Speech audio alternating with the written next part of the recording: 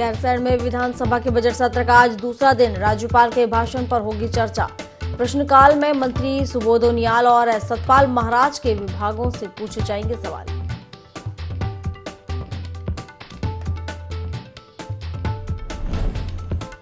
Budget सत्र के दूसरे दिन भी हंगामे के मूड में विपक्ष। सदन में बेरोजगार युवाओं पर हुए लाठीचार्ज का उठाएंगे मुद्दा। काम रोको प्रस्ताव के तहत चर्चा की करेंगे मांग।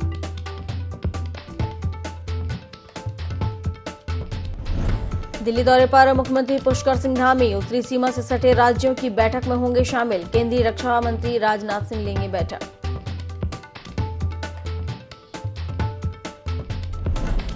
सर्दी खत्म होते ही दिखा भीषण गर्मी का तांडव। चमेल के जंगलों में लगी भीषण आग। लोगों ने कड़ी मशक्कत के बाद आग पर पाया काबू।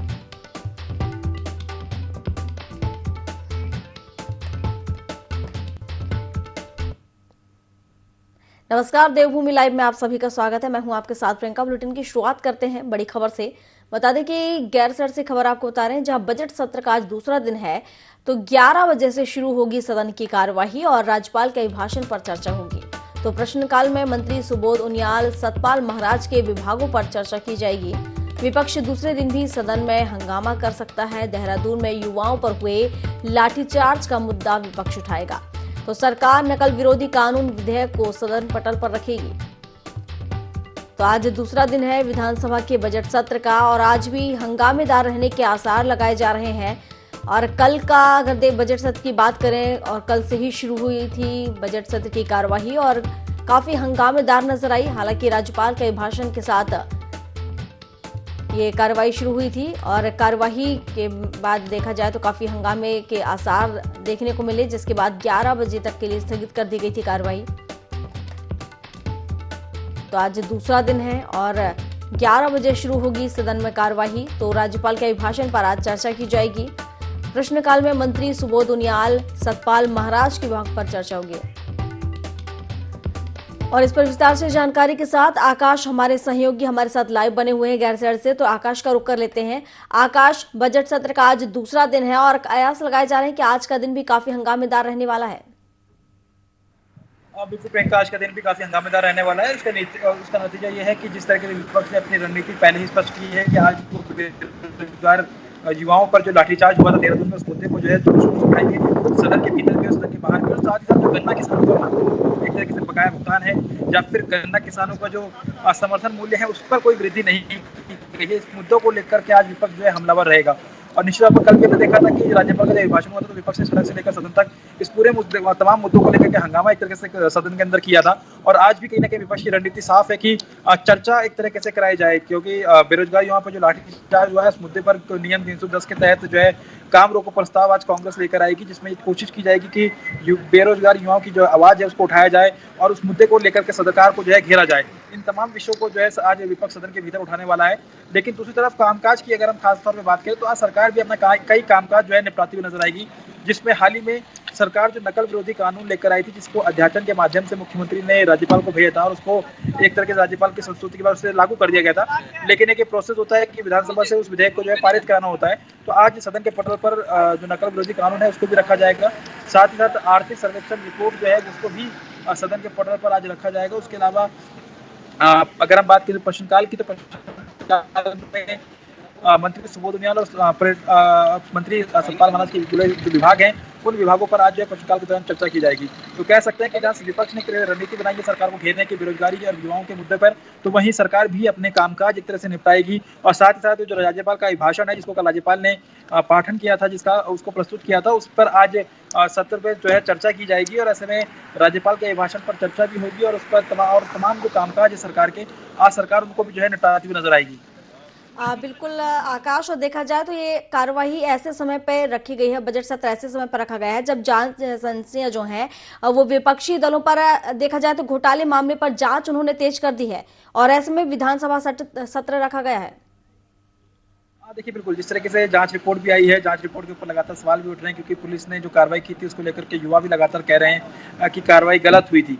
और ऐसे में कह सकते हैं कि आज सत्र है तो सत्र के दौरान इस मुद्दे को जब विपक्ष उठाएगा तो सही बात है, कहीं ना कहीं तमाम विषयों को लेकर चर्चा भी की जाएगी और एक कोशिश होगी कि सरकार को घेरा जाए और ऐसे में युवाओं की आवाज बनने की कोशिश विपक्ष करेगा क्योंकि जिस तरीके से युवा भारी तादाद में सड़कों पर उतरे थे और हर किसी ने आंदोलन देखा था, लेकिन कह सकते हैं कुछ उपद्रवियों की वजह से जो है पुलिस को लाठीचार्ज करना पड़ा और ऐसे में उन तमाम लोगों को चिन्हित भी किया गया है।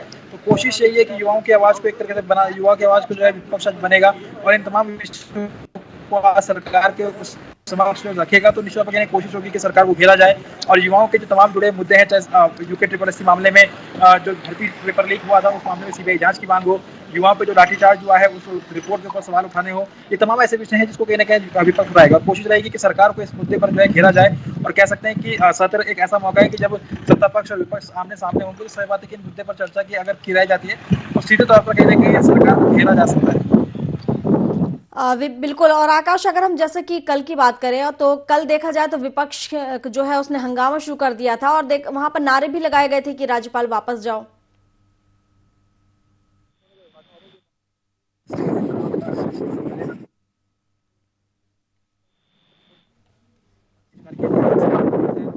विपक्ष ने कल विरोध। आकाश, आपकी आवाज दर्शकों तक पहुंच नहीं पा रही है। आकाश, अगर आप सुन पा रहे हैं तो आपकी आवाज दर्शकों तक नहीं पहुंच पा रही। तो ये कब बता रहे हैं, जहां उत्तराखंड में विधानसभा के बजट सत्र की कल से शुरुआत हुई है तो राज्यपाल के अभिभाषण के साथ कल इसकी शुरुआत हुई है। तो बता दें कि सरकार नकल विरोधी कानून विधेयक आज सदन में रखने वाली है। आज बजट सत्र का दूसरा दिन है और काफी हंगामेदार रहने के आसार आज भी लगाए जा रहे हैं। चूंकि अगर हम कल की बात करें तो जो बजट सत्र का पहला दिन था हंगामे की भेंट चढ़ गया। विपक्ष काफी हंगामा विपक्ष ने किया और विपक्ष ने नारे भी लगाए, राज्यपाल वापस जाओ के। तो आपको बता दें कि हाथों में तख्तियां लेकर नारेबाजी कर रहा था विपक्ष। हालांकि आज दूसरा दिन है और राज्यपाल के अभिभाषण पर चर्चा की जाएगी। तो विपक्ष ने पूरी तैयारी कर रखी है विधानसभा को घेरने की। तो बता दें कि आप राज्यपाल के अभिभाषण के साथ कल इसकी शुरुआत हुई और आज दूसरा दिन है। तो राज्यपाल लेफ्टिनेंट जनरल गुरमीत सिंह के अभिभाषण के साथ इसकी शुरुआत हुई और आज दूसरा दिन है। तो आज भी हंगामे के आसार लगाए जा रहे हैं कि काफी हंगामेदार ये रह सकता है आज का बजट सत्र, चूंकि आज दूसरा दिन है और विपक्ष ने तैयारी भी पूरी कर ली है। और बता दें कि विधानसभा की कार्रवाई ऐसे समय में शुरू की गई है जब जांच एजेंसियां विपक्ष पर लगे जो घोटाले मामले उस पर जांच उन्होंने तेज कर दी है। तो प्रश्नकाल में मंत्री सुबोध उनियाल ने भी सवाल किए। उन्होंने सतपाल महाराज के विभागों पर आज चर्चा की जाएगी। तो बड़ी खबर आपको बता रहे हैं, जहां आज दूसरा दिन है उत्तराखंड विधानसभा के बजट सत्र का, तो काफी हंगामा होने के आसार आज लगाए जा रहे हैं। तो विपक्ष हंगामा कर सकता है और इस पर विस्तार से जानकारी के साथ आकाश हमारे साथ बने हुए हैं। तो आकाश का ही रुख कर लेते हैं। आकाश, जैसा कि अगर कल की बात करें तो कल काफी हंगामा नजर आया था और देखा जाए तो उन्होंने नारे भी लगाए थे, हाथों में तख्तियां लेकर पहुंचे थे जो विपक्षी दल है वहां पर, और काफी हंगामा उन्होंने किया था कल। देखिए बिल्कुल विपक्ष ने काफी हंगामा भी किया था। ये कोशिश थी कि राज्यपाल के भाषण को जो है विरोध किया जाए और उसी के चलते सदन के बाहर भी जब राज्यपाल को गार्ड ऑफ ऑनर दिया जाता तो उस समय भी देखा गया था कि विपक्ष ने हंगामा किया और जब राज्यपाल जब अभिभाषण पढ़ने के लिए पहुंचे तो उस समय भी जो है विरोध एक तरीके से किया गया था। तो विपक्ष की रणनीति साफ थी कि तमाम मुद्दों को लेकर सरकार को घेरा जाए और तमाम जो रणनीति के तहत जिस तरीके से कोशिश थी कि सत्ता पक्ष को घेरने की कोशिश की जा रही थी तमाम मुद्दों को लेकर के, उसी को देखते हुए कहीं ना कहीं कल सदन के भीतर भी कांग्रेस ने हंगामा किया और आज भी माना जा रहा है कि तमाम विषयों को लेकर के जो कांग्रेस है वो सदन में जो है हंगामा कर सकती है। बिल्कुल सही कहा आकाश आपने। आज की जो कार्रवाई है वो भी हंगामे की भेंट चढ़ सकती है, चूंकि आज राज्यपाल के अभिभाषण पर आज चर्चा की जाएगी। आप बने रहिए, एक और खबर पर आपसे अपडेट लूंगी आकाश। आगे बढ़ते हैं, देहरादून से खबर आपको बता देते हैं, जहां दिल्ली दौरे पर रहेंगे मुख्यमंत्री पुष्कर सिंह धामी। तो बता दें आज रक्षा मंत्री राजनाथ सिंह के साथ बैठक में शामिल होंगे। तो उत्तरी सीमा से सटे राज्यों की बैठक होगी। 15 मार्च को गैरसैंण लौटेंगे सीएम धामी।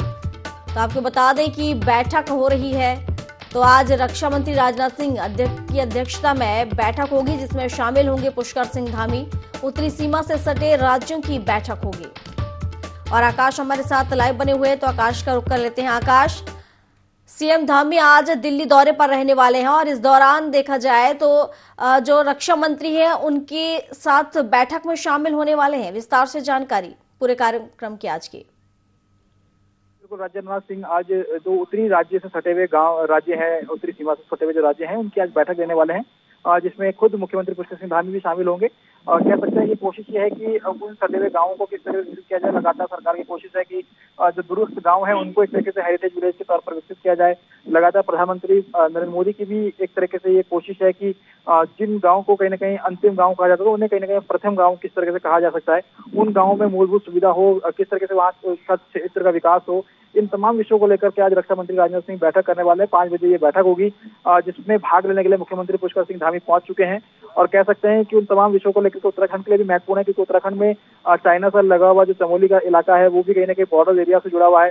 साथ ही साथ कुमाऊं का कई ऐसा इलाका है जो नेपाल सीमा से लगा हुआ है। तो इन तमाम गांवों को किस तरह से विकसित किया जाए, हेरिटेज विलेज को किस तरीके से बनाया जा सकता है, वहां पर मूलभूत सुविधा किस तरह से पहुंचाई जाए, इन तमाम विषयों को लेकर के आज बैठक में चर्चा होगी। और कह सकते हैं कि कोशिश कहीं ना कहीं केंद्र सरकार की है कि उन विलेजों को किस तरीके से विकसित किया जाए। तो इन तमाम विषयों को लेकर के जो आज बैठक होने वाली है रक्षा मंत्री राजनाथ सिंह की अध्यक्षता में, उसमें भाग लेने के लिए मुख्यमंत्री पहुंचे हैं। और कह सकते हैं कि अपने क्षेत्र में किस तरह से वहाँ पर विकास हो सकता है उस तमाम चीजों के बारे में जानकारी जो है मुख्यमंत्री देंगे। और कोशिश रहेगी कि इस योजना के तहत इस बैठक के माध्यम से उत्तराखंड को अधिक से अधिक लाभ मिले और तमाम जो दुरुस्त ऐसे गाँव हैं वो जल्द से जल्द जो है विकसित हो सके। बिल्कुल आकाश, जैसे कि उत्तराखंड के रामनगर में G20 के तहत विभिन्न देशों के सुरक्षा सलाहकारों की बैठक पर भी चर्चा आज की जा सकती है। इस बैठक में देखिए बिल्कुल जिस तरीके से रामनगर में जो ये बैठक होनी है उसमें तमाम G20 जैसे एक महत्वपूर्ण सम्मेलन है, जिसका कहीं ना कहीं एक तरीके से कार्यक्रम उत्तराखंड को भी मिला है। और ऐसे में 28 मार्च को ये कार्यक्रम होना है। माना जा रहा है कि उस सलाहकार समिति की बैठक को लेकर के भी चर्चा होगी कि किस तरीके से उत्तराखंड उसकी मेजबानी करे, किस तरीके से जो है वहाँ पर सुरक्षा सलाहकारों को जो बैठक होगी उसमें किस तरीके से जो है व्यवस्था की जाए। साथ ही साथ उस बैठक में क्या कुछ एजेंडा एक तरीके से तय होगा, उन तमाम विषयों को लेकर के भी चर्चा होगी। और राज्य सरकार से क्या कुछ उम्मीदें जो है केंद्र सरकार कर रही है सम्मेलन को लेकर के, इन तमाम विषयों पर जो है चर्चा की जाएगी। तो कह सकते हैं कि महत्वपूर्ण बैठक है जिसमें तमाम मुख्यमंत्री के साथ साथ अधिकारी भी मौजूद रहेंगे और तमाम विषयों को लेकर के जो विस्तार से चर्चा है वो भी होगी। और किस तरीके से जो है बॉर्डर एरिया को विकसित किया जा सके, सुरक्षा सलाहकारों की जो बैठक होने वाली है उसमें किस तरीके से काम होना है और उस सम्मेलन में किस तरीके से भागीदारी उत्तराखंड अपनी करेगा, इन तमाम विषयों को लेकर के निश्चित तौर पर चर्चा होगी। और कहीं ना कहीं राज्य सरकार भी बताएगी कि किस तरीके से सम्मेलन को लेकर के तैयारियां की गई हैं। बिल्कुल आकाश, शुक्रिया आपका तमाम जानकारियों के लिए। खबरों में आगे बढ़ते हैं और उत्तरकाशी से आपको खबर बता देते हैं, जहां केंद्रीय मंत्री ज्योतिरादित्य सिंधिया पहुंचे हैं हरसिल और भाजपा कार्यकर्ताओं ने उनका जोरदार स्वागत किया है। तो वाइब्रेट विलेज प्रोग्राम के तहत धराली गांव में प्रतिभाग करेंगे, बुनियादी सुविधाओं का भी जायजा लेते नजर आएंगे। तो केंद्रीय मंत्री ज्योतिरादित्य सिंधिया का दौरा है, तो बता दें कि आज वो हरसिल पहुंचे हैं। तो भाजपा कार्यकर्ताओं ने उनका जोरदार स्वागत किया है। वाइब्रेट विलेज प्रोग्राम के तहत धराली गांव में प्रतिभाग करेंगे। तो बुनियादी सुविधाओं को लेकर भी जायजा लेंगे।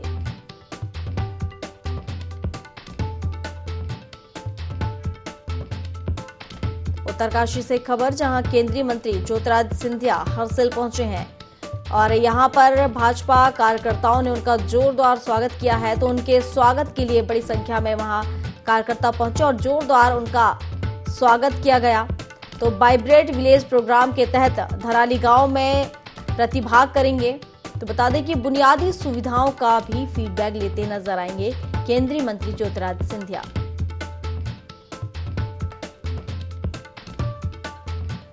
तो काफी अहम माना जा रहा है, जहां केंद्रीय मंत्री ज्योतिरादित्य सिंधिया हरसिल पहुंचे हैं। भाजपा कार्यकर्ताओं ने उनका जोरदार स्वागत किया है। तो वाइब्रेंट विलेज प्रोग्राम के तहत धराली गांव में प्रतिभाग करेंगे।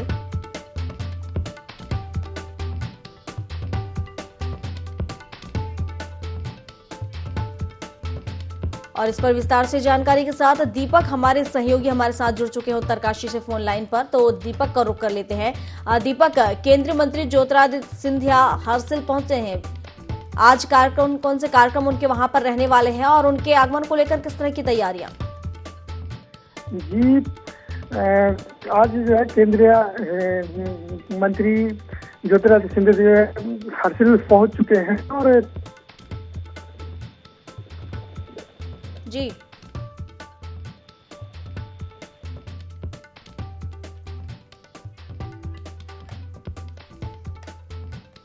हर्षिल, जैसे कि वो पहुंचे हैं वहां पर, और क्या कुछ देखा जाए तो वहां पर सौगात भी मिल सकती है वहां के रहवासियों को, चूंकि केंद्रीय मंत्री दौरे पर है हर्षिल?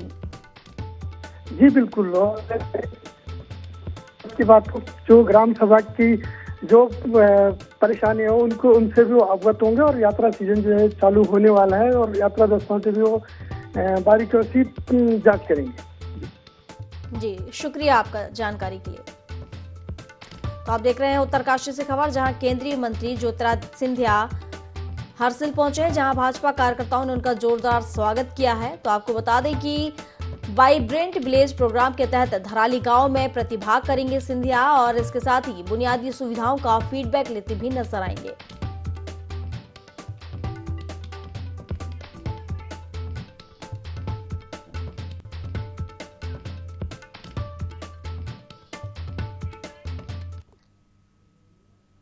तो उत्तरकाशी से खबर आपको बता रहे हैं, जहां कैरियर काउंसलिंग गाइडेंस प्रोग्राम किया जा रहा है, और जिसके तहत गवर्नमेंट गर्ल्स हाई स्कूल दिखौली में एक कार्यक्रम आयोजित किया गया है, जिसमें क्षेत्र के कई सरकारी विभागों में कार्यरत अधिकारी शामिल हुए। एसबीआई बैंक मैनेजर धोंत्री के साथ ही कई जनप्रतिनिधि इसमें मौजूद रहे। तो प्रोग्राम में छात्र छात्राओं ने अपने भविष्य को लेकर कई प्रश्न भी पूछे, काउंसलिंग टीम ने जिनका जवाब भी दिया और बच्चों का मार्गदर्शन किया।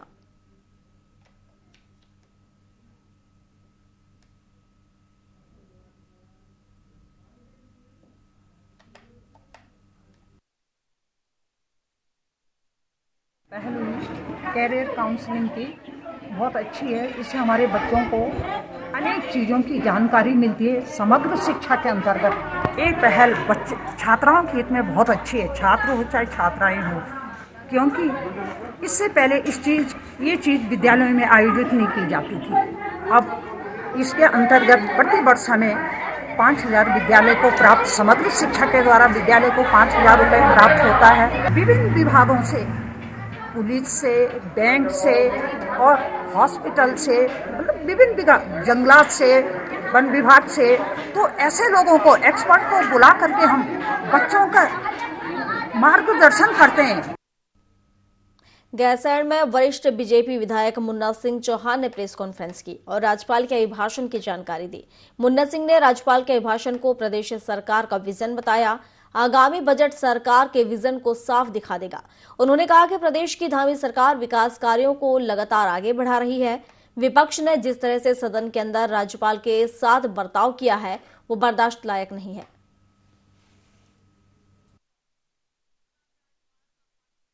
महामहिम राज्यपाल का अभिभाषण सरकार को उत्तराखंड की तरक्की के लिए एक दूरगामी विजन और रिजॉल्व को दर्शाता है। और इसे उत्तराखंड का, जैसे मैंने कहा, 5-6 साल वर्षों में जो मजबूत न्यू भारतीय जनता पार्टी के सरकार द्वारा की गई है, आज धामी सरकार बहुत मजबूती के साथ और उसको और इंटेंसिफाई करके उसको आगे बढ़ाने का काम कर रहे हैं। और निश्चित रूप से, जैसे मैंने कहा, ये उत्तराखंड की दिशा और दशा बदलने में एक गेम चेंजर साबित होगा, ये मैं कहना चाहता हूं। और महामहिम राज्यपाल का अभिभाषण सरकार का दृष्टि पत्र है। ये जो इलेक्टेड गवर्नमेंट है उसका रिजॉल्व है, उसका विजन है। मैं कहना चाहूंगा कि अभिभाषण के अंदर जो परिलक्षित नीतियां हैं वो धीरे धीरे पीछे 5 साल के कामों की कंटिन्यूटी है, 6 साल के कामों की कंटिन्यूटी, और ये उत्तराखंड की दिशा और दशा बदलने के लिए मजबूत इरादे का संकल्प है। जिन कदमों का, जिन नीतियों का उल्लेख किया गया, उत्तराखंड के लिए गेम चेंजर साबित होंगे। कि विपक्ष के मित्रों ने व्यवधान करके और उन्होंने केवल और केवल अपने आप को उत्तराखंड की तरक्की में सहभागी बनने के अवसर से अपने आप को वंचित किया। कि उत्तराखंड की जो पर कैपिटा इनकम है वो नेशनल एवरेज से 37% ज्यादा है। जैसा विगत कुछ दिनों में परिस्थितियां भी देखी कि हमारे प्रदेश का नौजवान, वो स्वरूप उसका क्या है, लेकिन उसका हेतु एक ही है कि अधिक से अधिक नौजवानों को रोजगार मिल सके। और जैसा सभी जानकार लोग समझते हैं, सरकारी नौकरियों की सीमा यदि 15-17 हजार जो पद है भी, वो सारे भर भी जाएं तो लगभग 10 लाख बेरोजगार एम्प्लॉयमेंट एक्सचेंज में रजिस्टर्ड है, तो भी 9,80,000 बच जाएंगे, 85,000। और तमाम सारे वो भी है जो एम्प्लॉयमेंट एक्सचेंज में रजिस्टर्ड नहीं है। तो इसका सॉल्यूशन एक ही है, स्वरोजगार, startup, entrepreneurship, transformation of agriculture, transformation of horticulture. और इस अभिभाषण में मित्रों आप प्रबुद्ध वर्ग देखिएगा, बाकायदा एक फाइन स्ट्रेटेजी का उल्लेख किया गया है कि किस प्रकार से पॉलिटेक्निक को हमें इंडस्ट्री से लिंक करके, इंडस्ट्रियल लिंकेज तैयार करके कि जो पढ़ाई करें उसको इंडस्ट्री में सीधे रोजगार परक उसका ट्रेनिंग हो, किस प्रकार से इंडस्ट्री के साथ उसको प्रैक्टिकल ट्रेनिंग देकर के उसके लिए हॉस्टल बना करके देहरादून, हरिद्वार, काशीपुर, दिनेशपुर में तमाम सारे उनके इंतजाम करके रहने वगैरह का, ताकि इंडस्ट्री के साथ वो प्रैक्टिकल ट्रेनिंग लेकर के और सीधे इंडस्ट्रियल एम्प्लॉयमेंट में जा सकें। ये बड़ी चीजें हो रही है। इसी प्रकार से पर्वतीय क्षेत्रों में एग्रीकल्चर, हॉर्टिकल्चर के ट्रांसफॉर्मेशन की बात की।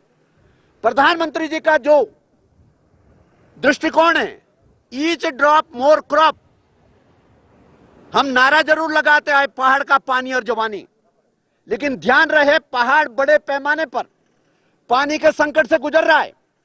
इसलिए each drop more crop, minimum water maximum irrigation. आगे बढ़ते हैं जोशीमठ में। जोशीमठ बचाव संघर्ष समिति का संघर्ष लगातार जारी है। भू धसाव आपदा से प्रभावितों को सरकार से पूरी मदद मिले, इसके लिए आवाज उठा रहा है। सर्द मौसम बारिश के बीच जोशीमठ बचाव संघर्ष समिति ने मशाल जुलूस निकाला और प्रभावितों के पुनर्वास और विस्थापन में हो रही देरी को लेकर विरोध जताया। विधानसभा सत्र और कैबिनेट बैठक में जोशीमठ प्रभावितों की अनदेखी से पीड़ितों में आक्रोश बना हुआ है। तो बद्रीनाथ स्टैंड से लेकर मारवाड़ी चौक तक मशाल जुलूस निकालकर जल्द उनकी समस्याओं का समाधान करने की मांग की है।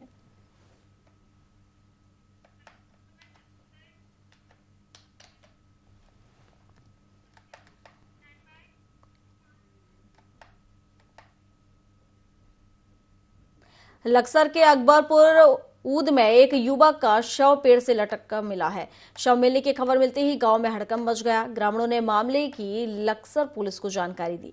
घटना की सूचना मिलते ही पुलिस मौके पर पहुंची और शव को फंदे से नीचे उतारा और पोस्टमार्टम के लिए भिजवाया। फिलहाल पुलिस पूरे मामले में जांच कर रही है।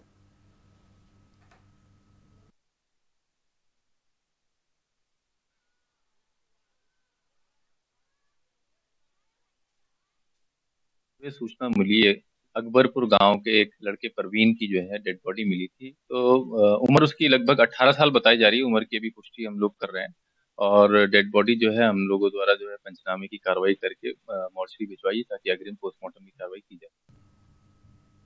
बागेश्वर की कपकोट तहसील में ग्रामीण खराब सड़कों से परेशान है। ग्रामीण जनता दरबार में कई बार सड़कों के लिए फरियाद लगा चुके हैं, लेकिन प्रशासन ने समस्या का समाधान नहीं किया। ग्रामीणों का कहना है कि 2015 में हरीश रावत सरकार में सड़कें स्वीकृत की गई थीं, लेकिन वर्षों बाद भी उनका निर्माण शुरू नहीं हुआ। क्षेत्रीय विधायक सुरेश गढ़िया ने झूठे आश्वासन देकर ग्रामीणों से वोट ले लिए हैं, लेकिन सड़कें नहीं बनवाई। ग्रामीण आज भी मुख्य धारा से जुड़ने के लिए संघर्ष कर रहे हैं। प्रशासन समस्याओं का समाधान करने में नाकाम साबित हो रहा है।